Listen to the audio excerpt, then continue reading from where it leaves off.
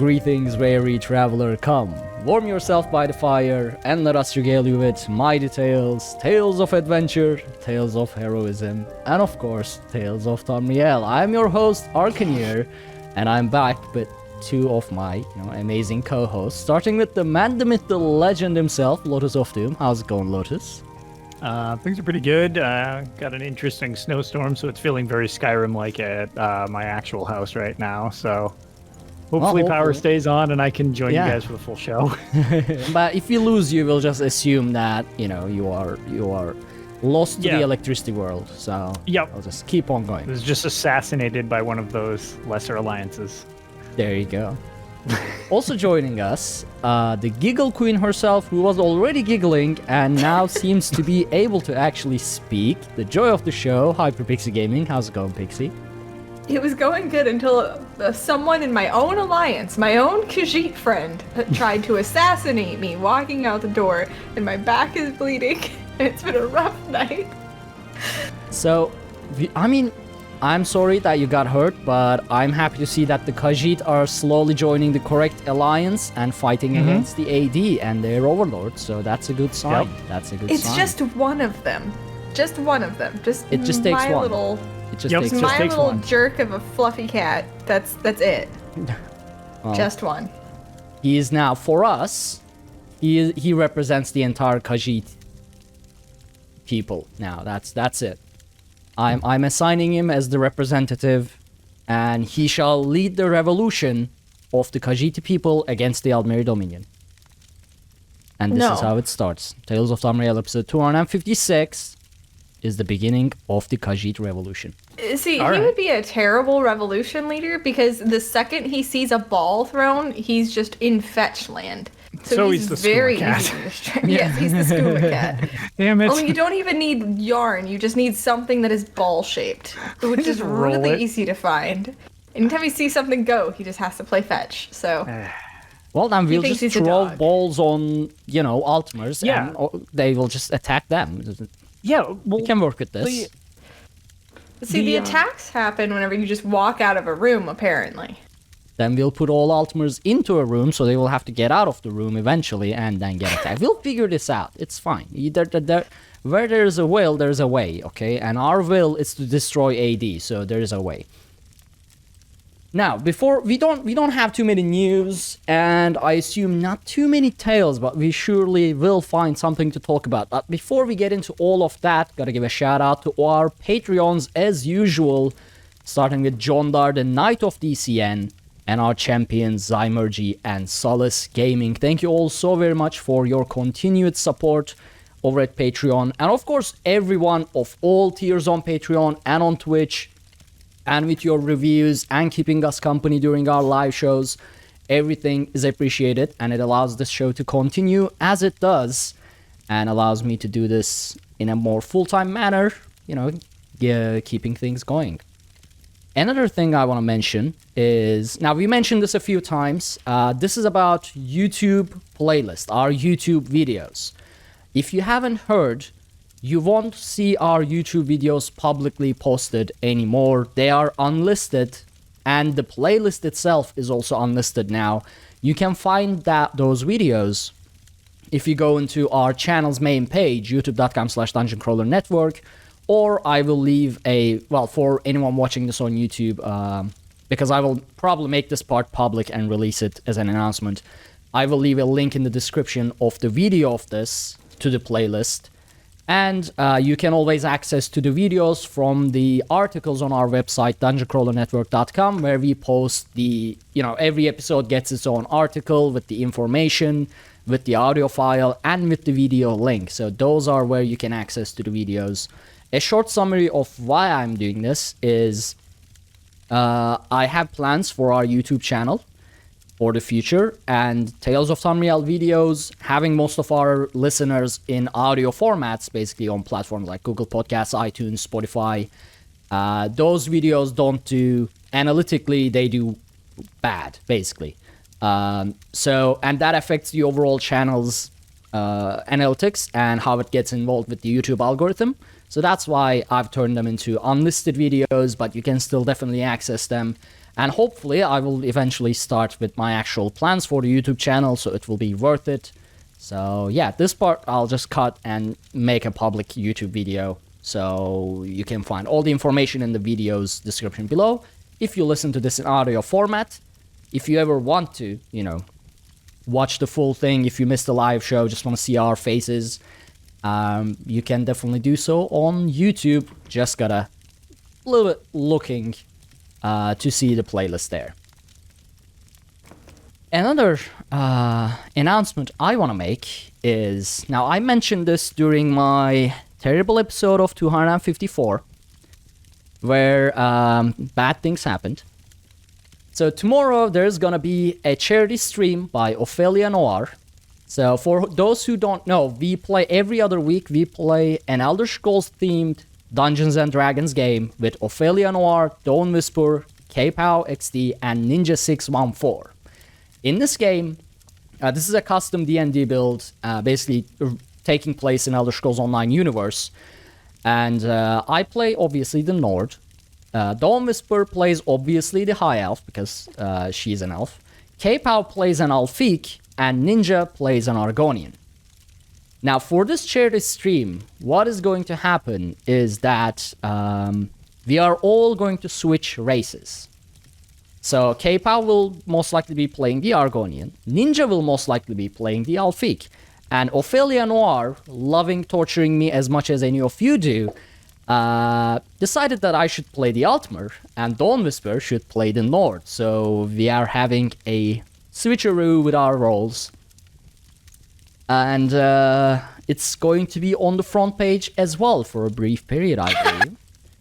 So on top of everything that has happened recently with our extra live charity marathon, where I turned into Elfenir Pokestick, and then the episode 254, where I apparently 6 years ago mentioned that Queen Iran might not be so bad, which I don't believe anymore. I believe no. needs to die. Hold on. Don't interrupt. That's I'm not what talking you about. said. Don't interrupt. I'm talking about a charity stream. This is important, and I will use that to my advantage. Do not be interrupted.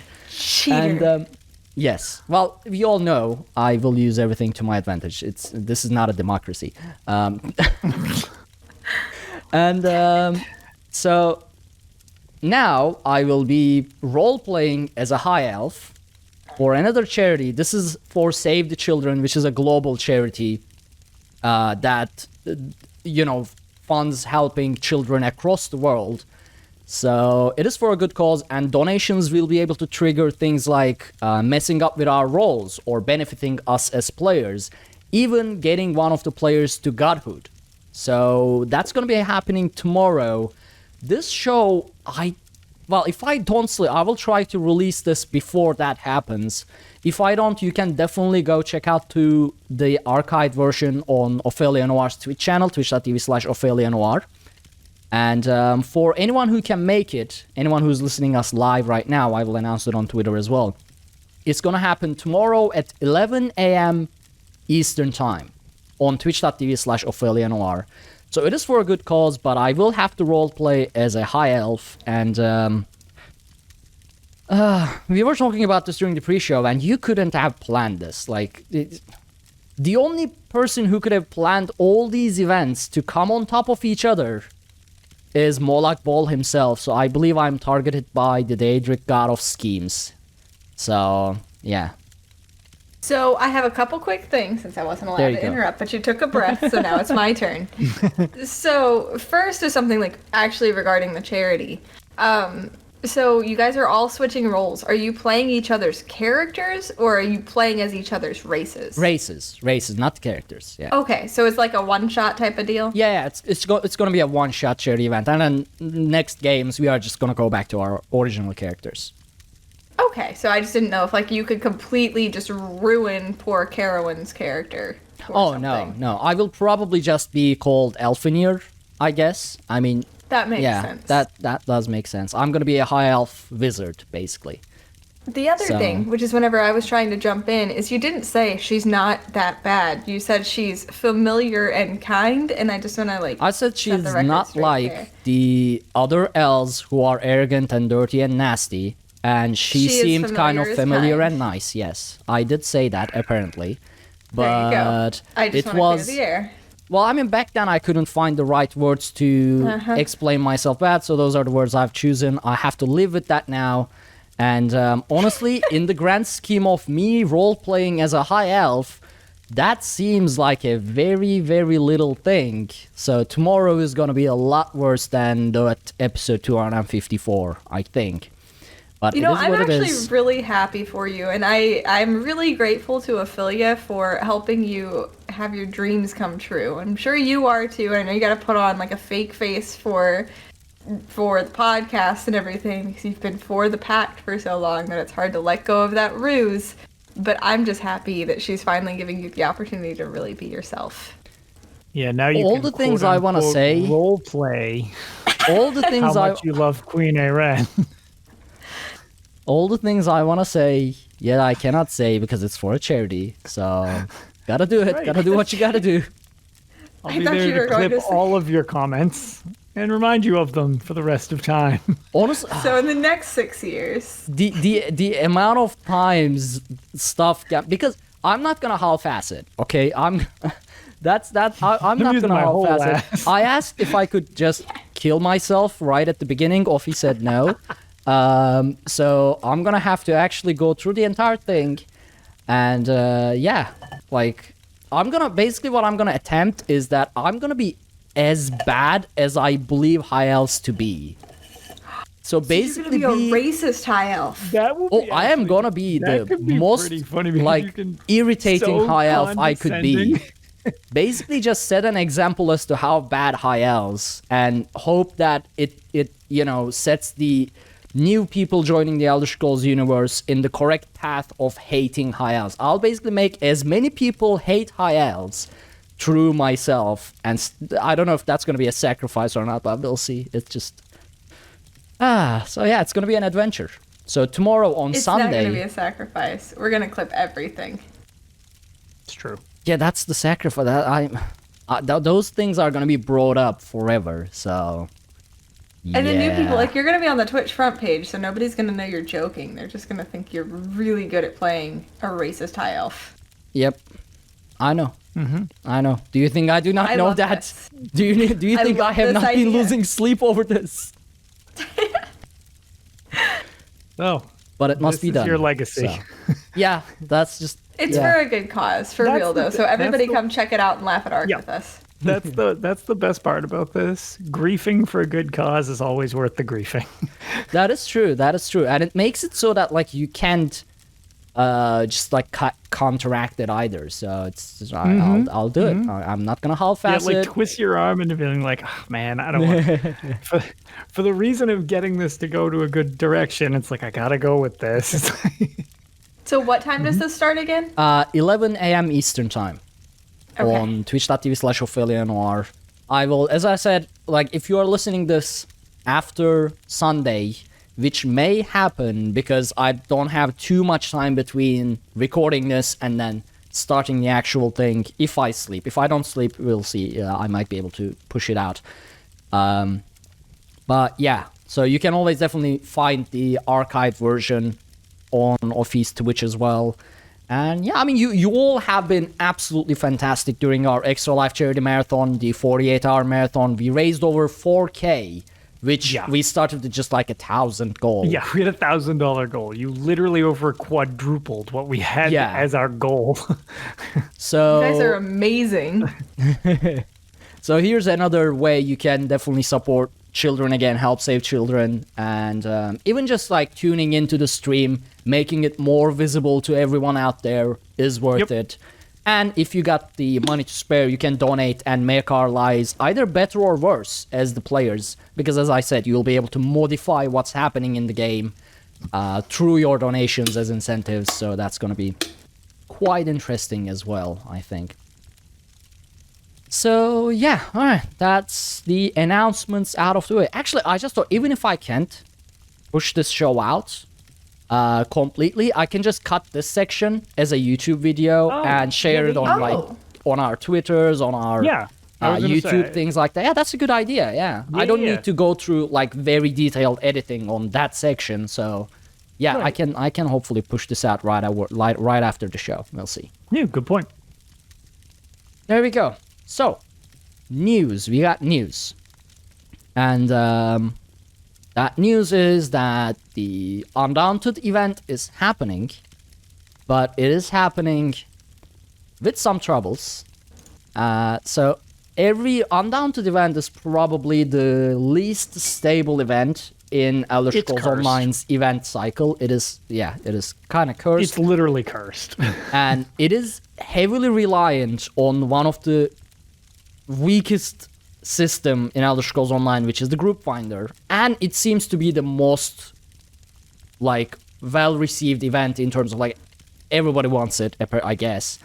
So with that interest and group finder having problems, it generally tends to be a rocky event. But this year it also, I guess, came on top of the issues with the Mark Art DLC as well. So the reports are that things have been quite rocky with the event. So if you're experiencing those, definitely understand the frustration. But I just want to say, try to be as constructive as possible in your criticism. So I've been in environments as a developer where everything went up in flames in live updates.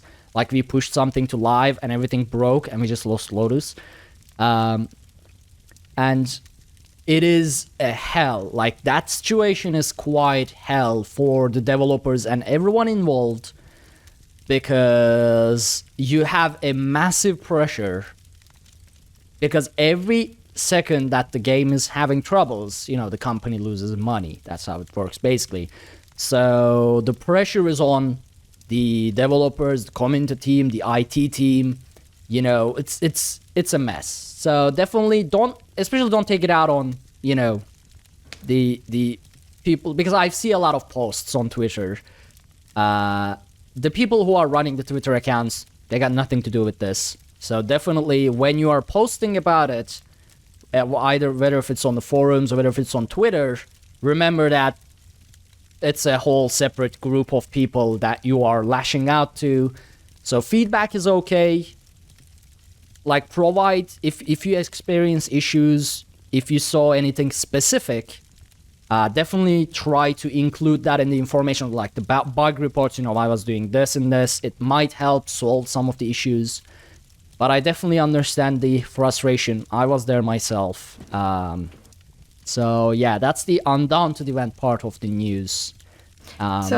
Yeah. Really quick, just to jump in, something also as a developer that's really helpful, and Art kind of hit on this a little bit if you noticed something specific that was causing it. Specific steps to reproduce the bug is super helpful. I know there have been times where I've had people come to me and just been like, thing's broken. I'm just like, that's not helpful. How did you break it? I don't know. And then it takes me hours to fix it, longer than it needed to, because I had no idea what they even did. Sometimes it went unfixed for so long because I couldn't reproduce it myself because they didn't tell me anything. So if you experience a bug in a dungeon, see if you can reproduce the crash. First of all, do what you just did again. If you can do it twice, then submit a bug report and says, hey, I was standing in the crystal AoE at the Lich boss in Fanglair, and that's when I crashed. Because, for example, that seems to be what's causing some of the crashes in Fanglair, is if you get caught in that crystal AoE, because every time my group crashed, one of us was standing in the AoE, and it's the one of us that crashed. So that's super helpful to any developer, and this extends beyond Elder Scrolls Online. If you're using any kind of website or any game, if you're able to reproduce it by repeating those steps again, just pass that along to the devs. And I do understand, like, you know, that boss took longer than it needed to. To be fair, they told us that dungeon's broken, don't do this one, and then I went and did it anyway. So apparently I don't follow directions. But if you can give them specific steps to reproduce it, then it's like, okay, we can start here. We know that this AoE is broken, and they can look into that effect, and they can look into whatever that's doing. And it makes it so much easier and so much faster to fix. So instead of just going online and screaming about it, we can actually be really constructive and help them fix it.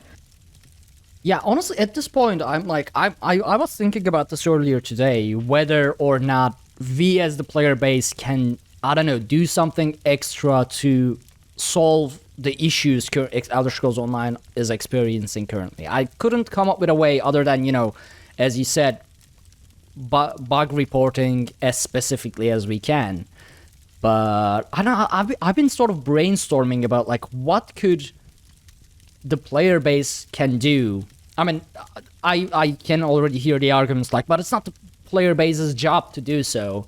That is true, it's not, but at least for us who love the game and is passionate about the game, if we can help in any way, I would like to be able to. Well, so moving forward, we can get a more smooth experience. Right. And especially if the thing that you're doing involves playing the game that you're currently complaining about not being able to play, like you're basically playing it, and if there's just a way you could tailor it to play it in a way that could be helpful, well, I mean, there you go. It's at least some, because I am definitely on that thing. I don't do PTS.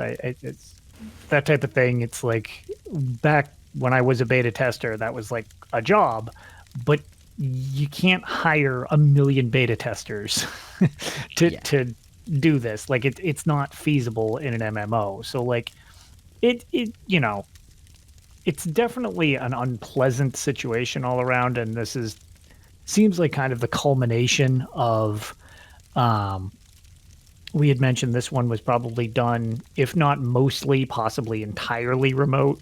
So I think that this is kind of the culmination of how 2020 has kind of really stacked up for this final thing, which I had mentioned before that it's a shame because Markarth brought so much cool stuff, but it is just massively overshadowed by all of the technical things now, which is unfortunate because when you do get to see all the stuff that Markarth brought forward, it's really sweet. Yeah. But that's not been the focus.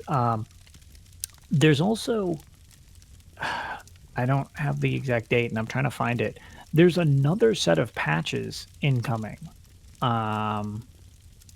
Is it the 9th and 10th of December? I don't want to give wrong information. It is the 7th for PC. Okay. Let me double check because I actually have that pulled up because I was actually I was going to be Monday. So SD says 7th and 9th. 7th and the 9th? Yeah. Okay, I was thinking 9th and 10th. Okay, 7th and 9th. So there you go. The Xbox one already went out. The I Xbox don't know one. if you guys saw. So that apparently had a publishing error or something of the sort. So they published the patch and then they went with another one pretty quickly because it had an error or something like that. It's right. And I mean, I wish it's been quite chaotic overall. Basically, like the summary of it is that it's massively chaotic right now. And what this creates in the development environment is that the more chaos there is, the more mistakes people start to make because you are rushing those fixes out. Right. So it's like it can add up, and managing that chaos is definitely difficult. Right. And with the pandemic and people working from home and everything like that, it just becomes exponentially disastrous. Right. So I definitely understand the frustration, but again, at this point, it is what it is, and I don't know, we gotta find a way to help them, I suppose, manage this, or at least, cheer them on, maybe? I don't know. Yeah. It's a stressful situation. It is, and, I've been a proponent of, if this is really pissing you off to the point where, like, you're not having fun with this, you're just irritated all the time, it might be annoying because if this is like a major hobby of yours, it's a major hobby of mine, is playing this game. But take a step back, and if you don't want to do something outside of gaming, that's fine. Whatever people want to do in their own free time, that's totally up to them. But maybe this is a good time if this is really, really driving you nuts, which I do understand. There's other things that you could try for a little while. I've personally been playing, Elder Scrolls if I'm Arena. not streaming, if I'm not dying constantly in Arena for everybody's entertainment value, I've actually been playing Horizon Zero Dawn. It's not that I don't play ESO, but I've definitely... even this last patch, I know a lot of people have been struggling with it. This last one actually hasn't been that bad for me. Once it got patched after, not Markarth destroyed my system, but then after Markarth, the one that a lot of people have been like, nothing's fixed. Well, actually, most of my stuff was fixed. So now I went from being like, yep, I totally am experiencing all of this, to it's really not that bad for me at the moment. But grouping is difficult because so many people are having so many more issues than I am personally. So, you know, it's not a bad thing if you need to just take a little bit of a break, if that's, you know, if you're not having any fun with this anymore, rather than just rage out at the devs or whatever. It's, you know, hopefully they can get it under control, and then when you come back to it, it'll be fun again instead of a chore. Yeah. And so this is just my own curiosity. Hasn't ESO been in development for like over 10 years? I believe so. From the yes. like initial prototyping to where it is now, I think it's over 10 years. Yeah. Yep. I believe it was right around the same, toward the end of Skyrim was when it was actually getting like underway. I don't know exactly what that means, but it's been out for quite a while on a hero engine that has also been around for quite a while. So I'm just thinking about in my own job, like the main software that I work on has been around since I started at the company, because I was the one, I actually had a brand new dev fresh out of college start building the front end for our application. And just thinking back on how badly I made some things and how many mistakes I made, but then we didn't have time to go back and refactor, so it was just like, okay, we just have to keep building on top of this broken thing and then we'll fix it later. And now we're finally getting the time to go back, and we looked at the code base and you're like, you know what? We've learned so much. We would spend less time just completely rebuilding the thing than we would trying to fix what we screwed up in the beginning. So that's kind of the feeling I might be getting here, and it could be completely off base. They could have been refactoring and perfect coding the entire time, but just thinking about how much coding has changed over the last 4 years that I've been working and how much I've learned since then, I can only imagine over the last 10 in game development how different that is. Oh, for I sure. mean, one main component is that, so back when Elder Scrolls Online started development and was a thing, Amazon Web Services, basically the Amazon Cloud Services, wasn't, I don't even know if they were out, but even if they were, they weren't as commonly used in, you know, game industry. And those servers, the Amazon Web Servers or Amazon Cloud, it is powerful. It is amazing. Like at my company, before I quit, we moved everything to Amazon Web Servers ourselves from our own. You know, we had individual data centers. Everything was moved to Amazon, and it massively changed things. But the problem is, even with our now it was a mobile game, even though it had, you know, over 1 million active users daily. The data that you hold isn't as complex as an MMORPG, because For sure. like, you have level data, gold, diamond, whatever, that stuff. The merging, the carrying the data from the data centers to the Amazon servers, it was a mess. Our backend team was at the office day and night in shifts. There was a group at the office 24/7 for a month. We brought in a new CTO just to handle those things like that. So it's a messy situation. So a lot has changed in the server architecture over the last decade as well, and it is safe to assume Elder Scrolls Online is in an older, I don't know, system or a code base or a data center, whatever. And I don't know if they would be able to ever carry it over from what they're using right now to a better system, because I'm not a backend developer. I don't know the details of how everything works there, but Right. seeing how much trouble we had, I don't think that's really an option there. And So, on top of that, like, I know people are gonna be like, oh, you're just making excuses, blah blah blah. It's just, as a dev myself, I just want to hug them, because it just sounds, I know how I would feel in their situation, because I've had stuff break in production, And oh my god, you just feel it hurts you as a person. At least I take it personally. I'm like, wow, I'm just stupid then. I don't know how I missed this. I don't know how it got all the way here and now it's broken. But it's just something that happens and then it just snowballs and it's so hard to fix sometimes. And I just anytime something like this happens and it seems like everybody catches on fire and runs and yells on Twitter, I want to give Sarah a hug because she's not even a developer and has to deal with all of this. Not even a dev, just get bombarded by all of the crap that everybody it's hates. like that's why I said like the people running the Twitter accounts, just don't take it out on them. They got nothing to do with this. Yelling at Elder Scrolls Online isn't going to get it fixed any faster either. That's the thing. Like you're wasting your time and just making people sad. Yeah, I definitely like. I understand too, that. I mean, when I'm in a dungeon, someone crashes or I crash, I get that sudden first ignition of rage. I was like, oh. But then, that's it. You know, it's. I leave it there. If I can provide a feedback or whatever, I will do. I will laugh at some of the issues. Apparently, people are queuing up for dungeons and ending up in battlegrounds, which is a hilarious issue, if you ask me. God knows how that's happening, honestly. I don't know, but I really want that to happen more in my battlegrounds when I'm doing stuff, so I can just smoke people. It's like, oh, prepped for the wrong mode. Luckily, I keep that gear handy, so we're gonna bash you up real quick. Yeah, I mean, it's yeah. So this was actually not in our show notes, but we discussed all that anyway because it just popped up into my mind before moving on to our actual news, which was the Crownstore Showcase December. So just a little, a little 30-minute rant about a part that wasn't even in our news. So totally. There you go. I mean, I know it's pretty out of character that we would ever derail on this show, but that seems, seems like it was worth covering. Oh, yeah.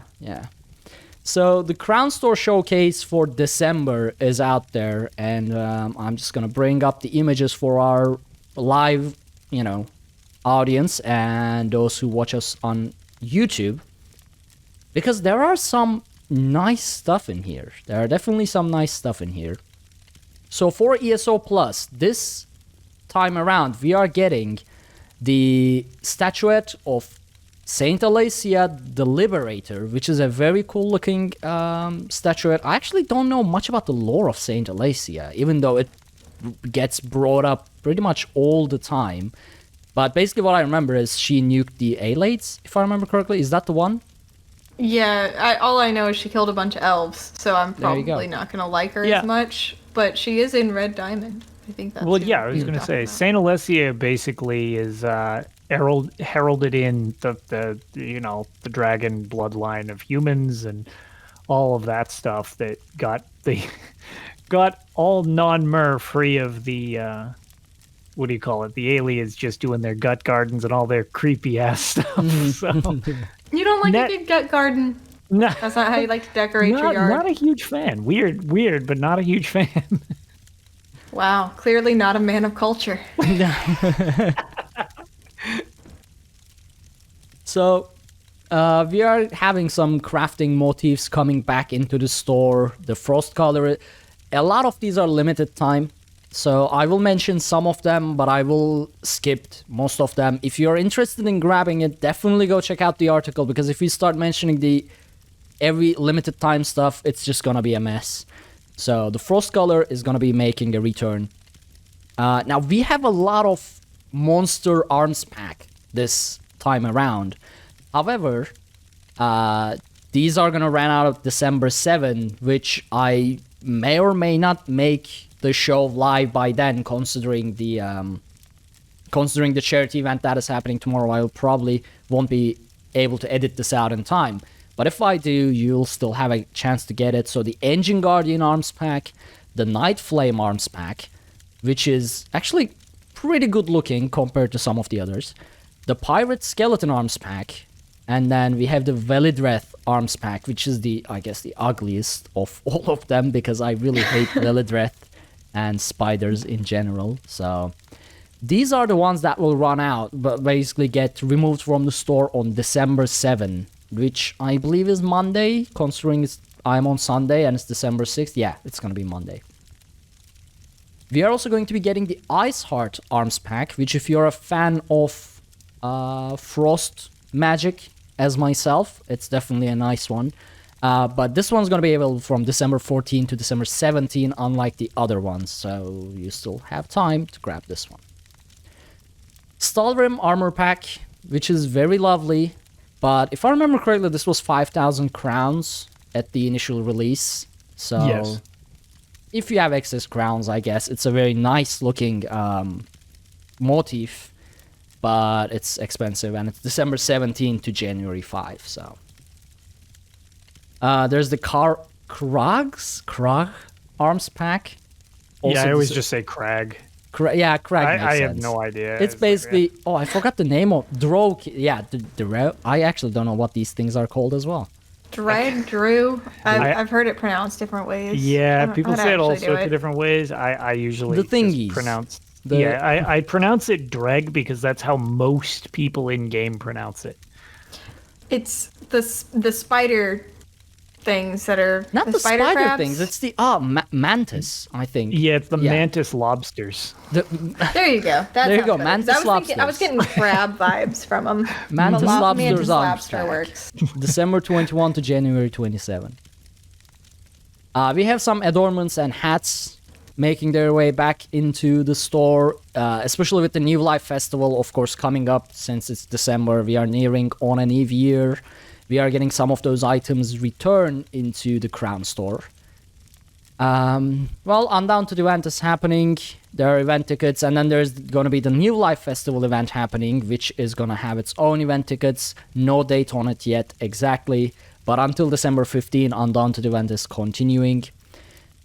The Meridia statue is making a return, which the first time around I missed this, but this time I might get it because it is one of the Daedric princes that I like. That one's a cool one too. Especially if we had like an actual object, Dawnbreaker collectible, like a furniture item that we could put into our house. Ooh. That would be really nice. Unfortunately, we don't. Did we ever get Dawnbreaker as a weapon style? I don't believe so yet. Right. I don't believe that's been one of the artifacts that you can reskin over your anything. We might get it, though, because so far we got the Mayrenus Dagon, we got the Spellbreaker, we got... I forgot the Ebony Blade. So Dawnbreaker might also eventually make its way into that rotation as well. I love my Spellbreaker shield. That thing's great. I know. Also, I really would like it if when you you know how some of the housing items you can interact with. I wish you could interact with this and it would just scream another hand touches the beacon every time. Oh my god, yes. That would be great, actually. I wish. Maybe in the future, maybe if we get the beacon as an object. So now we have the Meridia statue, yes, but if we get a beacon of Meridia, then it might be interactable. I don't know. I'm still waiting for the day that Meridia is the enemy in an expansion storyline. It's got to be coming. It has to happen. They have been breadcrumbing this for basically since base game. Yep. That she's not all she seems to be. And I mean, we have nods in previous games where don't think she's all great, and it's like we've got dungeon references, we've got full chapter references, we've got base game references. Like, okay, she's plotting something. It's like, so something ain't right. To kind of build on that a little bit, this is kind of Greymoor spoilery, but it's pretty early on and also like not that big. Spoilers for Greymoor. It's just Markarth we haven't done yet. Right, so this is specifically Greymoor. So at Mount Kilcreath, whenever you're doing that whole quest line, they're like, Meridia has abandoned us. Where is she? Exactly what quest you're talking about. Yep. And it's like, oh, where is she, actually? I think like the only time Meridia wasn't involved was like Morrowind, the Morrowind expansion. I don't remember Meridia in Morrowind expansion. No, because she was it seemed like she was kind of biding her time before she became relevant in Somerset. Like she was letting all that stuff play out. And then she was relevant in Greymoor also. Yep, relevant yeah, the elsewhere? kill tree. I can't remember. I mean, that's the amount of expansions we had, so... Yeah, I just can't remember if she was there and elsewhere. I know she was in Greymore and Somerset. Why am I blanking on this? Yes, she was. I was going to say, Depths of Malatar. Yeah, true. She was very relevant. I forgot that was a thing. Wait, what dungeon? Okay. It was a dungeon. Yeah. So that's just it. It's like she's always kind of there, and she's only been helpful, quote unquote, once. Yeah. And see, in the end of the base game main storyline with Moloch Ball. Yes. So we quote unquote defeat Moloch Ball, right? But what he says is something along the lines of, I am the god of basically Daedric Prince of schemes and plans and domination. You think you have beaten me with this, but you know, I have planned for something along those lines, basically hinting that us sort of, you know, slashing his avatar and kind of beating him is actually part of his grand scheme as well, him being the Daedric Prince of Schemes. So I wonder if at any point we are gonna make a full return to the base game with another Meridia versus Moloch Ball situation. Just make a full turn on it. Okay, so this is very unlikely to happen, what I'm about to say, but it would be cool, and I feel like Lotus is going to be with me on this one. I want to see Meridia and Hermaeus Mora team up to do bad things. Oh, hell Why yeah. Meridia and Hermaeus Mora? Those are my two favorites. Oh, okay. That's what's up. I was like, That's is just there a a personal relationship thing. between the two? On top of that, bonus points. I didn't realize Hermaeus Mora was so high on your pantheon. Now we're talking. All right. I like books. Yeah, We found another point that two of us randomly agree on. yeah. We can never get all three of us to agree on we're something. It's never just on the two at a same time. page. Other than don't be dicks to the devs. That's the only thing we all agree on. True. Right. What do you call it? No, but that's, I mean, I never shut up about Hermaeus Mora anyways, but he's one of the ones who's had very little influence. And don't get me wrong, whoever the voice actor was for Hermaeus Mora, that's totally fine. No disrespect meant. That did great for ESO.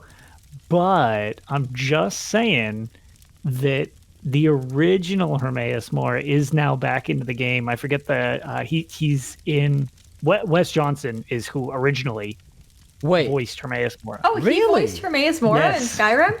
I didn't know I that. didn't know that. Look up his wiki. You'll be horrified how many voices he actually does in the Elder Scrolls. And it's funny because all I ever think is, how can he do so many voices that I did not know were the same person when townsperson like 1, 5, 7, 19, and 34 all sound like the same person in every game anyway? Like, just have him do more voices. But now that he's back, yeah, like, bring him in. Wes Johnson. Speaking of Wes Johnson, in terms of Markarth, he did an amazing job there, and I just really enjoyed listening to those lines because of the way he delivered them. It was perfect. I still haven't I made it loved to the his character that I he haven't voiced, either, but I'm but looking forward yeah. to it. It's good. There's two characters in Markarth that really stood out to me, and he was one of them. Like, Yep. it was really good. You guys have got to get around to playing that at some point. It's not broken, so now's a good time. Oh, yeah. I suppose, It's yeah. actually on my list of things I want to, like, Now that the tackle dungeons now. and everything else is broken, I guess story questing is a good idea now. It's a great time for it. I still need to, admittedly, I still need to do the epilogue. Like, I finished the main Markarth quest, but, like, just like in Dragonhold, if you've done the main expansion, it, like, unlocks a little second, like, quest line for you.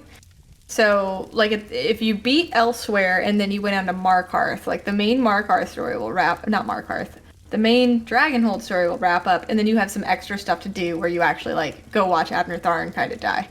And that's, like, the epilogue or whatever. Oh, man. Well, the same deal with Markarth. If you finish Greymore, there's more story after the main story of Markarth wraps up. So, I'm at that part. So, I've finished, like, the main story of Markarth is a standalone, but I have not done the epilogue yet, so I still have some more to do. But then Valhalla came out, and then I got on a Vikings and Cyberpunk kick, is coming, so and Cyberpunk is coming, so this is just going to be real hard for me to find time to do things. I mean, you That's only when I have epilogue disappeared left. from You the just need to like squeeze in a couple hours at this point. You should do that have to before not sleep. Cyberpunk. Yeah, or just give up sleep. Yeah, Pull a kiss and just become a robot. there you go. But the thing is the Undaunted event is like my favorite. I feel like I've said other events I are mean, my it's favorite, but mostly this one is my broken, favorite. so- To be fair, I think the perpetual hex that the Undaunted event has also partially relates to the fact that the Undaunted event is basically everyone's favorite event. It seems. Yeah, like. yeah. That's Because I think so too. everyone's so hyped, and it's like it already has its technical issues, and then it's like, oh, by the way, 85% of the player base is now doing this as well. It's like, dear God, goodbye. So, yeah. I found the solution. They basically need to make Undaunted events suck. Yeah, just make them not fun, or run Mid-Year Mayhem bonus during it, so you just split the player base right in half. Ooh. I mean, I always say ESO has too many events. I want Yes. events to feel unique, not have an event every month throughout the year. So I would be happy with just having, merged events. Merge some of the events to split the player base. I don't know. I have been Might liking be that an we haven't idea. been doing as many celebrations, it seems like. So I think maybe they're hearing that because we haven't Yeah. had like, here's the Morrowind celebration and the Somerset celebration, and the Elsewhere celebration. It's like, okay, the celebrations are whatever. It's fine for double XP and all that stuff, but it's like the events are neat when it's like, okay, it's Witches Festival, it's New Life, it's Mid-Year Mayhem, it's whatever in-universe holiday thing. That's fine to have in-universe events. I'm much less interested in just like the, hey, we released something here.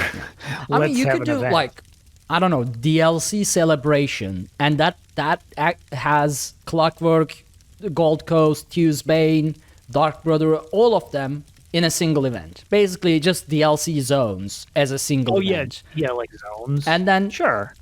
chapter celebration, all chapters. And then you have the, mid-year New Life.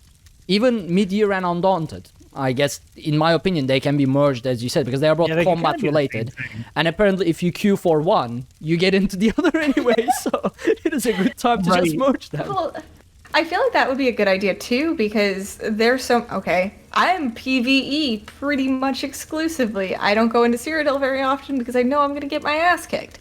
So if we merge these two events, you're not going to have PvEers complaining about PvPers camping at quests that they're trying to do. And you're also not going to have PvPers being like, well, I don't want to do the dungeons. So it just works out perfectly that way, because everybody's happy then. Because then the PvPers can do their PvP thing, PvEers can do their PvE thing, and if they want to swap roles, they can. And it would, Split the player base. split the, some of the PvEers would do PvP as well, and that might take the load off of the dungeons a bit, so kind of spread out the... I don't know, just an idea. I don't know how things Yeah. work in the back end, so who knows. Maybe it's a bad Exactly. idea from that perspective. Maybe it will just Right. break things further. And back to, let's sympathize with the devs a bit. I know that anytime I hear my boss say, oh, this should be easy, we should just do this, I just want to slam my face into my desk, because it's usually like the hardest solution possible that he just proposed. So it could be a pain in the butt to merge events, I don't know. But it would be nice to merge those two, so that way I'm not forced into PvP if I don't feel like it Yeah. to get my tickets. So, another item. We have another music box. This one is Never Fall, Never Die. I actually, just by the name, I don't remember which one this plays, but you can definitely just YouTube it and it should show up. This is going to be available December 3 to December 15. We are getting another house guest. This one is Hroltar to Boaster. He is an Undaunted member, and apparently he likes to boast, if you haven't guessed that one. I'm definitely going to be getting this one too to my house because it's in Nord, and he most likely sounds very fun, considering his name is Boaster, and I will probably get along very well with this guy. So he's 1,500 crowns. At the moment, available only until December 15. Stupid question. Is he actually, like, I know that sounds like a Nord name, but it says he's a Reach native. So is he a Nord in the Reach, or is he a Reachman? Oh, yes, it does. It might, actually, don't know. Well, I guess he is a Reachman. He is not a Nord then. Yeah, I just looked at the name and I was like, that sounded Nordic, so It I assumed he does, was and that's Nordic, what threw me off too. But I see the Reach thing, so Yeah, just before so you get this too guy might excited be- there. I mean, It's still really cool to get in your house, and I still think that'd be fun. I'm still gonna get him, even if he's Reach. Yeah. I mean, it's Yeah, he can You still just don't talk. like elves, so. yeah, Exactly. true. Yeah, that's the thing. So we are getting an Alfig house guest in, a lot of people have been wanting one.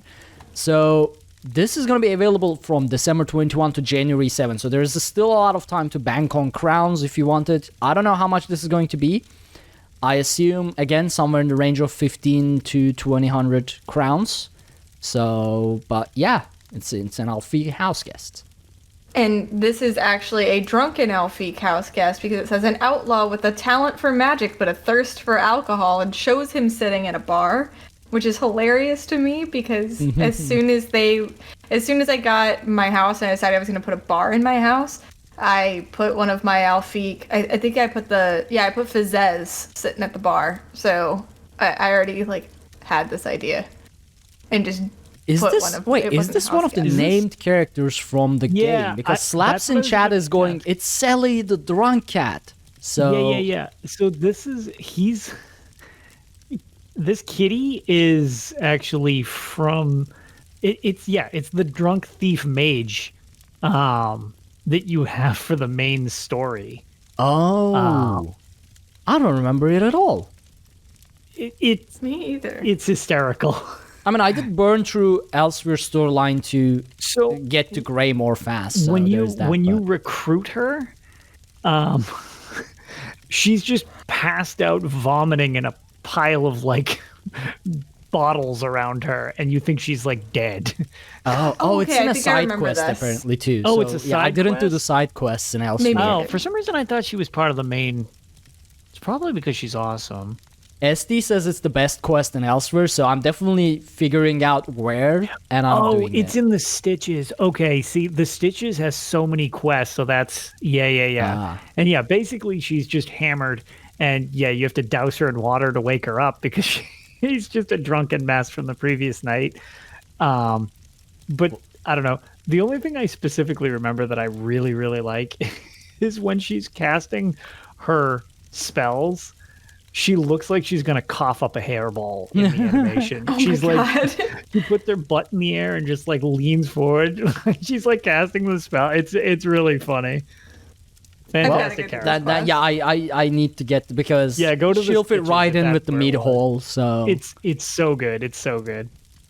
now this next piece in the Crownstore showcase, I mentioned Crownstore showcase, and Pixie and I both in our Discord went up and linked the same thing at the same time. Shalidor's Shrouded Realm as a house. So I actually want to read what it says underneath this. Before working arcane miracles on Ivia and the College of Winterhold, the great mage Shalidor experimented with pocket realms of oblivion. One domain, his Shrouded Realm, features North-style towers on arboreal terrain that floats in a wondrous sky. I don't know if this is going to be a classic home or if it's going to be one of the notable ones, which tend to be a lot more expensive, whether if it's gold or crowns. But I kind of really want this one. So I think I'm just guessing, but I think it's going to be one of the classic homes because there's a notable home in Markarth itself. And I don't think they've released two notables. That makes sense. Because for me, and this was a big deal for me, which is why I got so excited about it, I knew I wanted to buy one of the houses with Markarth. And so what I went ahead and did is whenever it was time for me to re-up this month for ESO Plus, instead of doing the month-to-month that I usually do, I bought a whole 6 months. So I'd get the 9,900 crowns or however many it is. and so that way I'd be able to afford a new house on top of the crowns I already had saved up. Thing is, as awesome as this house is, I did tour it. It is really, really cool. I want the Markarth house a little bit more. So, because I also don't have a notable house yet. So, I'm passing this one up. I'm waiting for the Markarth house, but my God, I really want it. I want both of them. I don't know. Maybe it will be, if it's a classic home, it might be in gold price unless they make it Crownstore only. I mean, it is limited time, which makes me feel like it is going to be crown only. Yeah, but probably. If it's not, classic homes tend to be, what, 1 million to a couple million golds generally.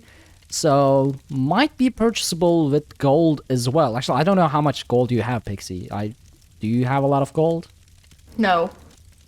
Okay, Cries never and mind. forgetting to do Ritz. Yeah, same. I don't have much either. I but- think I have like 700k, and that's it. How do you okay. people not do Ritz? The game basically does them for you. I just forget. I log in, Same. immediately group, and start Oh doing my. the things that I want to do. And I completely forget that Ritz exist in the game, and Ross, give me I'm their bad Ritz at so it. I can do them and get their money. Can you just do them and give me the money? No, it's mine. Pity on me? I mean, what if I gave you like a quarter of the money? How about we split it 50-50 and then I'll do your Ritz? Okay, it's still more money than I'm making right now off of the And then I get bonus non-Ritz. Ritz for something that I usually do while not paying attention. Deal. Look, we agreed twice tonight. It's great. Wow, this is weird. This There you is go, weird. but- I'm not constantly being attacked. It's fantastic. Well, you haven't given me ammunition yet, so. Oh God. The night is young. So this one is available from December 22 to January 7. So still got time to bank up on crowns if you haven't, or not spend them. So we have a few mounts making a return. The Frostmare mount, which is basically the ice horse. We have the blasphemous Sovngarde Pony Guar, which is the only reason I knew the answer to one question that Tom from Robots Radio on ESO Lorecast asked me, and I only knew this because I knew this blasphemous thing existed. And that's about it. That's the Crownstore showcase, basically. I also this went month. back and watched because after I raided into the show, I had to go to bed because I had to work the next day. So I actually watched your trivia thing the next day, and I pulled Baker in with me because even though he doesn't play the game, he knows you hate elves and guars because that's just how it is. And Yeah. we were both laughing hysterically the entire time. I was in tears, and he was like, "Oh my God, another guar question!" It was just dying. It was great. Well played, Tom. Yeah, he threw me a curveball there. So what happened is, I'm just gonna jump right into Tales and start myself for a change. Yeah. So I joined this past week, along with Lotus, as a guest to ESO Lorecast, which is brought to you by the Robots Radio by Tom. Now, we never managed to do a show with Tom because when we had him on Tales, I was basically out of commission. I don't remember why, but I wasn't there. So this time around, he was like, "Do you want to hop into the show?" I was like, "Yeah, let's talk some lore." And what he has is a trivia game, which Lotus was a part of as well before. It's called Are You Smarter Than Twitch Chat? And basically, Tom prepares a bunch of questions, and chat votes on the questions. You have 3 choices. The chat room live votes on them.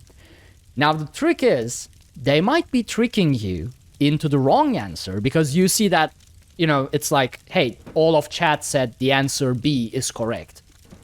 And you might either agree with chat, say, okay, I trust chat, it's B. Or if you know the answer yourself, like, I know, yeah, it's B. Or the chat might be tricking you. And if you think that, you disagree, right? It's pretty straightforward mind games. I was like, yeah, let's do this. And first question comes up. It's something like, what color is the guar named Citis in Elder Scrolls Online? I'm like, guars have names? Doesn't make And I trust chat. I knew that question. I was like, okay, well, a funny Guar question. Obviously, he's gonna ask me that. Second question comes up. It's another Guar related question. I'm like, I don't know. It was about Guar's animation. I'm like, I don't know. Third question comes up. Guars. That one I knew because of the Sovngarde pony Guar. Fourth question comes up. Another Guar question. And Surprise. And fifth question comes up. It's a Guar plus Fallout question. I've only played Fallout 3 until that simulation, like virtual reality part. I don't know anything about Fallout other than the fact that every time I meet with some of my friends, they tell me like 5 hours of Fallout lore and everything that happened in the game. I love listening Fallout stuff. I don't like playing Fallout. Anyway, so I looked at the answers and a lot of people agreed on one answer, and so did Lotus. And I was yes. Lotus plays Fallout. I sure do. Lotus loves Guars. Lotus is the head of the cult of the Guar. I was like, you know what I'm gonna do? I'm gonna trust Lotus on this. Because he already turned his back on me. Maybe he wouldn't backstab me again, right? Wrong. It was the wrong answer. Lotus just straight up to my face. He was in the call as well, by the way. Right to my face. He gave me the wrong answer. I trusted him. And bam, obviously, it was wrong. It was wrong of me to trust Lotus as well. He backstabbed me. How dare you, man? So it was pretty funny. The whole time, both Lego and myself were largely answering you correctly, and you were ignoring us. So then when we both lied to you, that's when you chose to believe me. I was like, wow, what are the odds? I was trying in chat, I was looking at in chat, seeing who gave which answers, right? Yep. Because I thought, okay, so some of our community was there as well, obviously. And I was like, do I trust Isha to troll me or to give me the correct answer? And then I was like, Lego was in chat, but I don't trust Lego. He's always making fun of my tanking, so he's probably trolling me. And then there was like Ishi, I'm like, he definitely is trolling me. And then I saw Lotus, and Lotus actually gave like correct answer once or twice. So I was like, maybe I gave you 3 corrects and 2 falses. Maybe he's representing, maybe he's representing Tails there, giving me correct answers. And right at the last answer, he just slapped me with the wrong one. And I'm actually gonna link this in chat for our live listeners to watch the full thing. And you can find this on Robots YouTube, and I believe on the RSS feeds as well. So definitely go to Robots Radio. Yep. And the title is Elder Scrolls Guar Trivia with Arkaniir from Tales of Tamriel. So I was expecting questions like a lot more lore-focused questions. Like I was like ready to talk lore, and then it was just all Guar. It was all Guar. Yeah. So I was gonna say I got hit with some weird ones where it was like I got an alchemy question, but it was it was funny because like I know some stuff, but if it gets real in the weeds, I'm like, whatever. But it was funny. One of the ones that I got was an alchemy question. And I remember, I think it was Just Star in chat was just like, oh, come on. He even knows which game it's from. Because I brought up the fact, I was like, oh, it's like, which alchemical ingredient doesn't have the ability to create a restore stamina potion. And they mentioned Saber Cat Eye and Wisp wrappings. I'm like, oh, this is Skyrim alchemy. And I think it was Jess who was like, oh, come on. He even knows it's not ESO based. It's like, what are we ever going to win here? I was like, well, these items aren't in Elder Scrolls Online, so... So, did you really think, Ark, that Lotus was going to let you win after you stabbed him in the back a couple episodes ago and he found out you've been lying to him for 6 years? Look, it's not... No. Hold on. Here's the thing. I didn't stab LotusOfDoom in the back. Lotus has been one of the longest listeners of Tales of Tamriel. And I'm sure he feels very betrayed. No, well, it would... See, if first time I met Lotus... I said all the things about Iran, and then I said what I said in the episode 25, that would be betrayal. I said what I said in episode 25 about Iran, and then my mind has been changed forever, since like for 5-6 years. And after that, we met with LotusOfDoom. So when I met Lotus, it was, my mind was already changed. So I didn't backstab him. He just didn't do a true background check. That's I know. See, Lotus, it's all your fault. I would be a terrible person to work at like the DMV or something. Yeah, that looks right. I'm sure you're a resident. It's great. So yeah, so what I want to do now is invite Robot back on Tails. This time I want to be here and actually prepare him a questionnaire and see whether if he can, give the correct answers to my lore. Oh, that actually reminds me. That's the trick. Yeah. It's gonna be my lore. Oh, so boy. Oh no. whether I probably wouldn't even be. This is just going to be trolling Pixie. Because your lore is elves are bad, elves are bad, elves are bad. Yeah, but you know dwarves this. suck. But you know this. You can give the correct answer. But am I tricking you? And will I change an answer in a different? Actually, yeah, we are doing this. Robot, if you listen to this, I'm actually going to message you sometime as well. Yeah, the only time Robot joined us, it was when you were. I think you might have had a migraine or something. I don't know. I was one way or the other out of commission. Yeah, you were out of commission, so that's why I was like, oh, we'll get a third rotating chair. So Robots joined us that week, and you were all sad because you weren't able to be there. But He was so much fun I'm to gonna have on hold the you show, all though. to a test. Oh, this is Oh gonna yeah, be Dom's fun. a great guy. If you don't already listen to Robots radio, he does so many podcasts. Yeah. But shameless alternate plug for myself. I was gonna say you can come join us as I'm a regular co-host at this point on the Elder Scrolls Lorecast, where we talk about fact-based things rather than our discussion topics like we do on Tales. It's more of a learning experience, and it's very much on a time schedule. It doesn't dwell on for. When Ranger was here, what was it, 4 hours? Yeah. Or Gina. When Gina joined us, that Finn, was just We honestly. talked about And Finn. cars for an hour. Yeah, you know what? So pretty much all of our episodes that go on forever, we've got like an hour time span, which is very, very. It's much more organized. There's way less going off the rails. So yeah, that was an experience. Right, what else did Yep. I do? I didn't do so. As mentioned last episode, I attempted my first proper Cyrodiil adventure, right? Because I said I was gonna go for Emperorship. Now, what I didn't know when I said I was gonna go for Cyrodiil Emperor is that Cyrodiil doesn't function at all. It doesn't work. At least during prime time or when there is actual activity to do, it just doesn't work. That's I rough. can't cast skills. I can't, it takes me 5 seconds to trigger a heavy attack. I can't roll. Nothing works. And people are still playing it somehow. But most of the fights are, you just get to the gates, you break down the gates. As soon as player versus player starts, the game just goes haywire. And you just see people running, but not doing anything because half of them can't cast any skills. It's just trying to cast skills until something works. And one or the other side dies or survives and you do something. So I don't know how I'm actually going to train in Cyrodiil, let alone actually maybe go for Emperor. So I thought I would do late night, because I'm awake at late night in Europe. I could just go into Cyrodiil when it's empty. And I've been capturing just resources, but that's a very slow process, because even if you kill everything very fast in a resource node, when you are just by yourself, it takes so long for that flag to turn. It's 2 minutes, 2-3 minutes of just waiting there.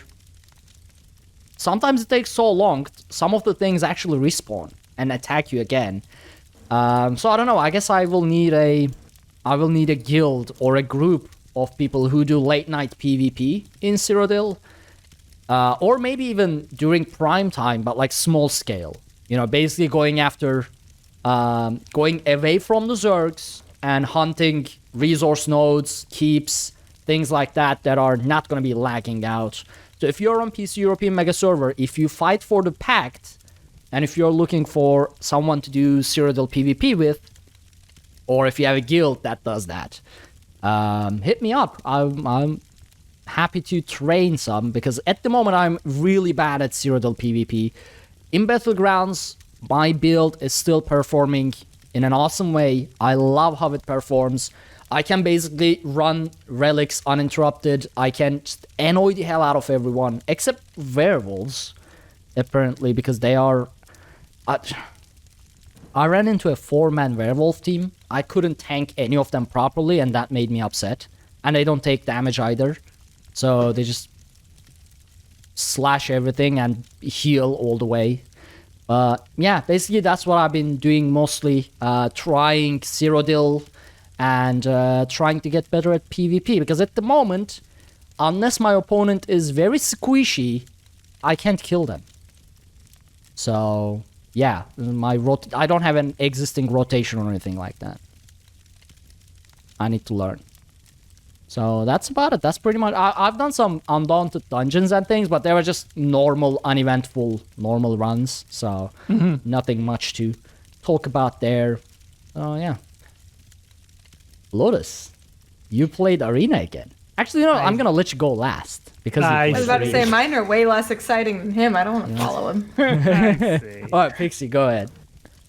So basically, like I mentioned before, I've been kind of down a Viking kick lately. So most of the week I spent, instead of playing any video games, I was actually watching the show Vikings, because that was one that I had missed. And I'm a huge Last Kingdom fan, but these two guys here decided to tell me, oh, go watch Vikings. And now I'm just kind of addicted to that show.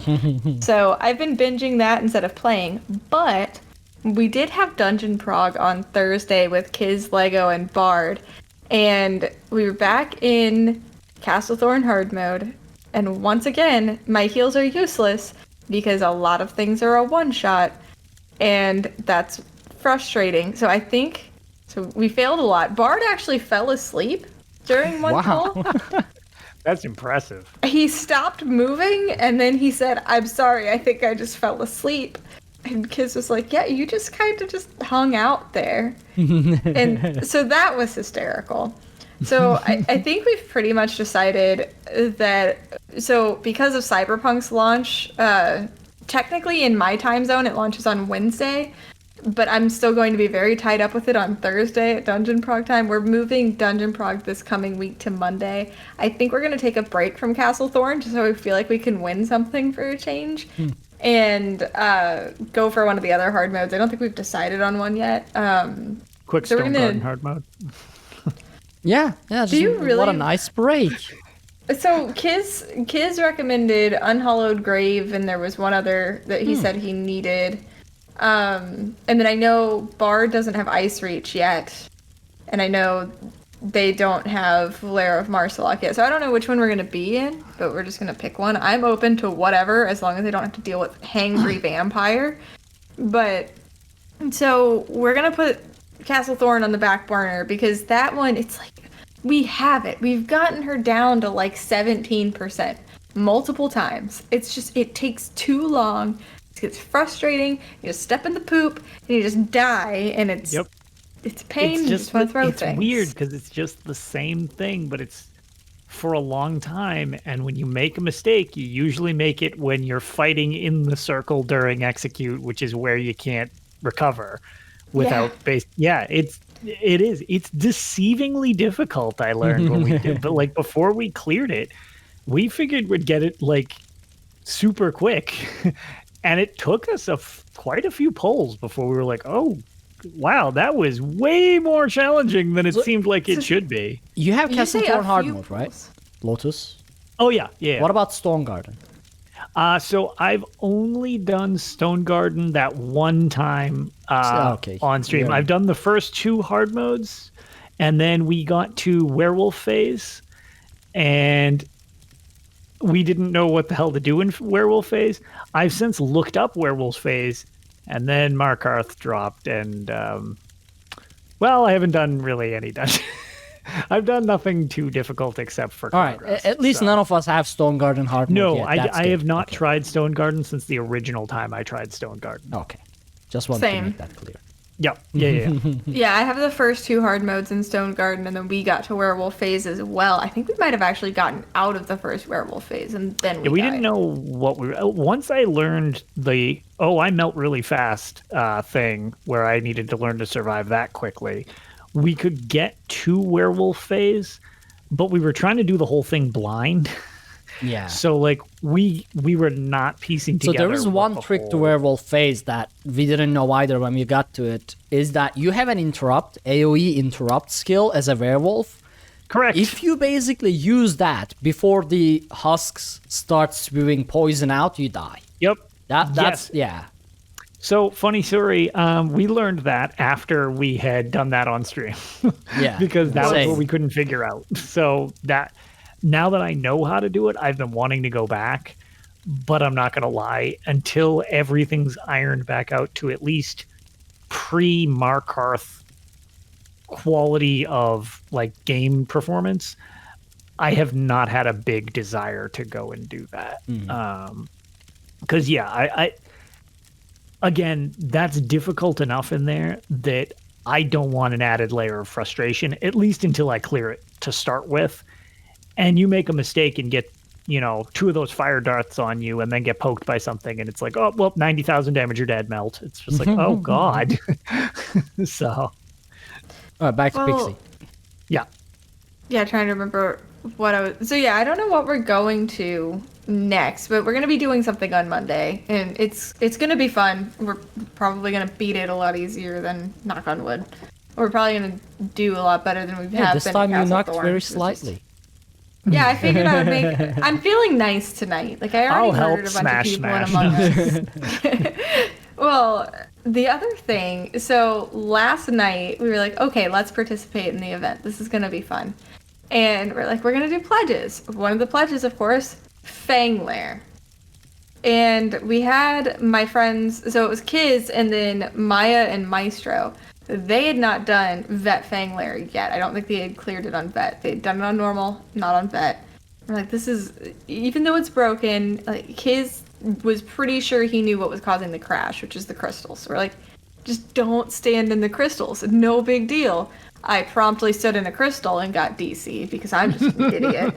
But I was the one saying, we can just avoid the crystals. It's fine. And then I stood in the crystals and I got DC'd. And so I'm pretty sure it's something with the crystals that's causing the issue. So don't stand in those. I also saw J-Dub mention earlier that if you pull the boss to the stairs, it's a lot easier to not DC than it is if you just leave him in the middle.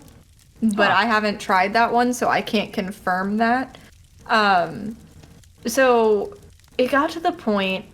We were having a lot of fun up until that boss, and we were still having fun. It was just like constant DCs. So I went ahead and ended my stream and raided into Iffy, who was doing some ridiculously long stream. I think he was at like 47 hours. Yeah, it's a 72-hour stream. I think he ended at 48-ish. And raided Lyris. Last time I checked, he was raiding gracefully Lyris, so that's for the best. Yeah. 72 hours. Yeah. That's unless he came back after it, like after a break or something. I don't know.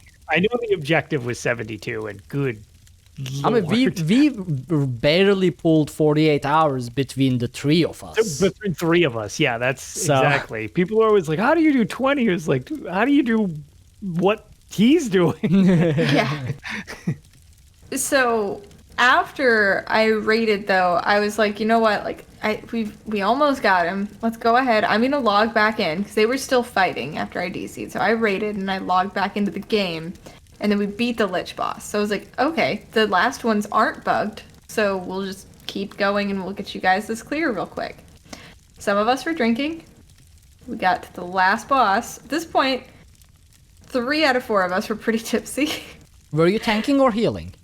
I was healing. So I was actually like doing useful things that I knew what to do. And Kiz is walking Meister through... Well, okay, I say walking Meister through the mechanics. He was saying pierce armor, hold block on the last boss. But what Maya and I both heard was piss on a whole block. because when All Kiz right. drinks, apparently his accent gets thicker, Great. and that's all we could both hear. And so the entire final fight, we had Maya, who was DPSing, and me, who was healing, doing nothing but laughing uncontrollably. We couldn't keep it together. And at this point, we're exhausted. Most of us are tipsy. Kiz apparently can't speak English correctly, where we can all understand him. Maestro apparently had no issues understanding him, so I don't know what that was all about. But it was hysterical. And that final fight, just the giggles through the whole thing was some of the most fun I've had in a while. It was great. And I've been picking on kids about piss on a whole block for, like, the whole day. And then tonight, a whole bunch of us from the ESO community jumped into Among Us and murdered each other, and that was fun. In There its you own go. right. But You guys yeah. unleashed your inner liars. apparently, I actually successfully lied tonight, guys. Like, There this you is go. the I need second you time I saying played. you weren't a good liar was a lie from the beginning. No. The first So- lie. So the first Never time trust I played anyone the who game, says I'm not good at lying. No, the first time I played the game, this was only the second time I played. The first time I played the game, I was the imposter like one time. The second I killed someone, and it was a while before they found the body, so it's like I could have been in the clear. I was nowhere near the body whenever it was found.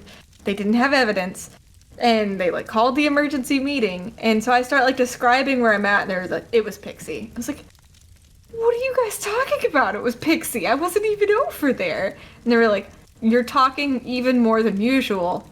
It was Pixie. Because apparently, and then all of Twitch chat's like, yes, you have a very obvious tell. Way to go. You're a terrible liar. Today I somehow managed to get away with it. Except for the first time. So I was the imposter twice this time. The first time, immediately ejected. Like, I didn't stand a chance. I was just, I really haven't. You got on the ship trouble just to lying. get thrown off. Pretty much. And then the second time, I have no idea how I pulled it off. We were pushed to talk, which was great, because I kept having to like panic over here because I get really stressed out whenever I'm lying, and it was ridiculous. It was so much fun though, and I'm super happy they took a break from ESO with me for just a night to hang out. It was great. I'm sorry, that was like totally off on a tangent. It's just what we just did. and it was That's fine. Good time. It's No, all that part works. of the show. Exactly. Was everyone you were playing with were from ESO anyway, so it Pretty matches. much. I think there were like 3 people who don't really play ESO, and the rest of them, it was like Kiz, Maya, Maestro, Avi, Ishi, some others. Solus So. was there as Solus. well. Yeah. Brain Alright, fart. well, anything else? Nope. Then we move the microphone to the master of the struggle boss, I see. the masochist of the show. I Lotus. see. All right. So I figure we might as well start with. I haven't done too much in ESO. My prog group is. Well, we exist. That covers that whole section. I haven't really done the event, just because I don't know. Haven't really. I've heard all the issues, so I've just kind of jumped in, done some dailies, done the prog trial, and that's about the extent of it. The only ESO thing I figured I should mention before I talk about how much I died in Arena, which is what everybody's apparently actually here for, is I started searching for, because I really enjoy, well, one, achievements, but I still really enjoy antiquities. And there is a style, motif chapter, ancestral reach style, that totally comes out of scrying. It's the antiquity system. And I was like, that's awesome. But I wasn't a huge fan of how they did the other ancestral, like there was ancestral Nord, ancestral Orc, and ancestral High Elf, Altmer, I think. Or so ancestral. guess. Yeah, ancestral Myr. I actually don't know off the top of my head what the other one is. But it's they're fine, but the leads would pull from treasure chests in regions, and that added a heavy level of RNG. Surprise, I have brought up many times that I don't like RNG, and I don't like the fact that it was like, it's not just you do a treasure chest or whatever and you get a lead, it's you get a chance at it, which is what is frustrating.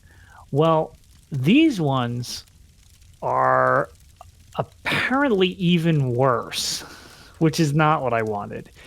So they can apparently drop from the bonus items from scrying and digging up other antiquities. Oh God, that is. Ugh. Oh God. And what's more is, I found somebody selling a couple of them. Surprised, they're really, really expensive because they're so rare. A lot of people, so the treasure maps are going for pretty high prices because people are trying to pull the antiquities so that they can actually like search the zone or whatever for these things. But I asked the person selling it, who was super nice, I was like, how did you get this? And he's like, they drop really rarely from, the bonus loot. I was like, okay, so that is how they work. And he's like, yes, but it only works for gold ones. Oof. It won't drop in the lower. I'm like, that's awful. That is so awful. So it's bad enough, but if it's true that they only drop from like master quality, that's unbearable. Like, I want to work toward these, but that is so much RNG. So I hope either they change it or there's more to it than I'm aware. But yeah, that's pretty much the extent of that. Yeah, so that style is going to either be real expensive to get all 16 pieces or 14 pieces, or it's going to take me forever to get all of those. But the majority of my time, which I did on stream, was I went back to Arena. And as the last several shows have had the similar theme of I'm still in the Crypt of Hearts, I was still in the Crypt of Hearts. So the last time we left off, I was in the Crypt of Hearts, down in the crypt portion of the Crypt of Hearts for whatever reason. Mm-hmm. And I needed to book it across the gap to get to the center of this room. It was where I was assuming the Staff of Chaos piece was. But unfortunately, around the entire room were these golems that just keep destroying me and ghosts that keep destroying me. So I found this one pedestal that I could kind of get myself up onto, and I would sleep in a torch. It's just a sprite, so it didn't actually burn me or anything like that. I could sleep, and for a refreshing change of pace, it did not spawn one metric shit ton of monsters on me to kill me every time I went to bed, which was a huge step in the right direction. Wow. Yeah, it was great. So as everyone saw on stream, I would sleep, get my health up, and then run at one of the stone golems around the room, kill it as fast as possible. Sometimes I'd die because the other ones would be shooting me. And then when I would kill it, I would sprint back to the torch, I would save, I would sleep, I would run back and take out another one. And I systematically did this around the entire room. And I died a lot, but in the end, those stupid things were dead. And I made it across the gap, and sure enough, the Staff of Chaos piece was in there. I was super excited, got the Staff of Chaos. I got mugged by a couple fire demons, but whatever, get out of there. And then I cheesed my way out of that dungeon as hard as I could just by deleting as many walls with the Sword of Pass wall to just bypass as much stuff, because as I had mentioned, when you leave a floor, everything will reset to default basically. So all the enemies are back, and I died a decent amount trying to get out of there as well, which wasn't great, but I kept deleting walls and trying to make myself as many shortcuts as I could. And I get free. And I was all excited. And I go to sleep, and Jägerbomb Tharn sends me his usual insults and all this garbage. And every time he insults you, he sends something at you, which I've learned that I think I'm ahead of whatever the like expected curve of difficulty is supposed to be on the story, because whatever he sends at me sucks compared to just my general existence in these dungeons. So I've obviously done something weird and wrong, because he was like, oh, blah, blah, blah, you're lucky you've killed them. Well, now see how you think of my assassins. And two crappy generic like blonde dudes show up, and I like one-shot both of them. I was like, that's it? You hit me with Is it like the Very Happy Vampire? It is not. No, the Very Happy Vampire is the worst thing I've fought so far. He's so pleased. I actually need to get a picture of that happy little vampire for everybody, and I'll post him on Twitter or something, because he's just got these two little derpy fangs, and he's just smiling in a black robe. And he looks just really proud of himself. And then he just obliterates me if he ever hits me. And you have to hit him so many times to kill him. I think he's one of the highest rated enemies, like difficulty wise in the game. So, but yeah, so I'm free. I'm all happy about that. I killed Jägerbomb's stupid little 2 minions, and after you do that, you sleep again, even if it's for like 5 seconds, and mystical ghost lady floats in, and she tells you the next place you need to go. And she says that I need to go to Mirkwood, which we had a discussion over if that was copyright infringement, but apparently it's spelt different than it is. Yeah. Yeah, so I have to go to Mirkwood, and her response is, it's either in Morrowind or Black Marsh. And I'm like, what kind of direction is that? So I took a guess, and I figured Mirkwood sounds like it should be in Black Marsh. So I went to Black Marsh, and we looked at the map of Black Marsh, and sure enough, no Mirkwood, but I figured chat would let me know, well, look at there's Stormhold, and there's all these different places, Lilmuth, where should I go? And universally, everybody said I should go to Black Rose. Of course. Because everybody knows that I hate Black Rose Prison. Double the flashbacks, why not? Exactly. So I went to the province. Oop, hold on, I'm going. Yeah, you are losing your voice actively. I am. It's like crapping out on me. So I went to Black Marsh. I went to Black Rose, which is a province in game. It's not just like a prison. And I go and I arrive in the city, which cities are generally safe zones. And in the city, I spawn in, and for whatever reason, there's a giant stone golem that throws a rock and insta-gibbs me. And I'm like, it's just like Black Rose Prison. Everything sucks, and my life is just related to me dying. Of course. Yeah, so very much in tune with it being, Black Rose. I was like, well, that sucks.